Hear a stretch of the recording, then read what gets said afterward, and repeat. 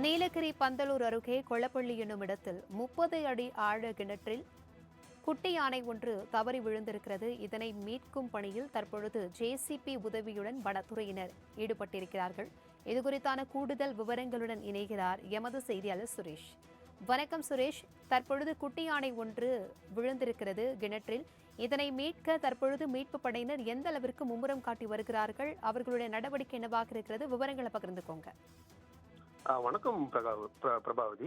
நீலகிரி மாவட்டம் கூடலூர் மற்றும் அதை சுற்றியுள்ள பகுதிகளில் உணவு மற்றும் குடிநீர் தேடி உலா வரும் காட்டு யானைகள் சில சமயங்களில் மின்சாரம் தாக்கி உயிரிழந்தும் சகதிக்குள் சிக்கும் சம்பவங்களும் அவ்வப்போது நடந்து வருகிறது.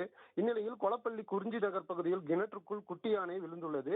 இதனால் கூட்டத்தில் இருந்த தாய் யானை மற்றும் மற்ற யானைகள் தற்போது அந்த இடத்தில் சுற்றி வந்து கொண்டிருக்கின்றன.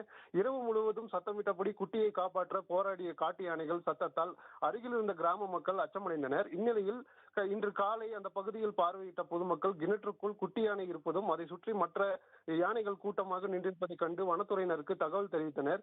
உடனடியாக அப்பகுதிக்கு விரைந்து சென்ற வனத்துறையினர் யானை கூட்டங்களை விரட்டிவிட்டு கிணற்றுக்குள் விழுந்திருக்கும் குட்டி யானையை காப்பாற்ற ஜேசிபி உதவியுடன் தற்போது மீட்கும் பணியில் தீவிரமாக ஈடுபட்டு வருகின்றனர்.